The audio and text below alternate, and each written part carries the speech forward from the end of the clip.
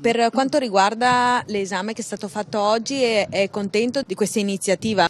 No, una gran bufalata organizzata da cialtroni, senza nessuna regolamentazione, senza nessun rispetto di protocollo medico-sanitario, senza nessun protocollo disciplinare, e ritengo che sia veramente una semplice pagliacciata che si conforma molto bene nei consumi e negli usi e costumi del tempo di oggi, dove vi è solo scenografia e presunzione di colpevolezza e non di innocenza. Quindi non può servire per sensibilizzare questo argomento droga sempre più diffuso nei territori?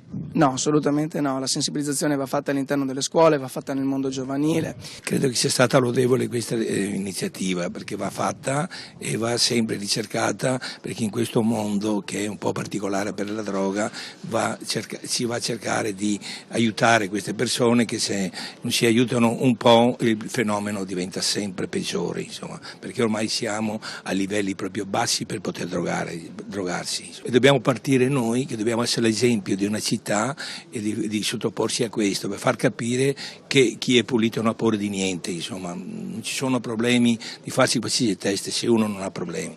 Se uno ha qualche paura vuol dire che ci saranno dei motivi. Mi sembra corretto che una persona pubblica o che deve rappresentare la cittadinanza debba essere pulita e lo debba dimostrare. Non so se questo serve a sensibilizzare, ma speriamo di sì.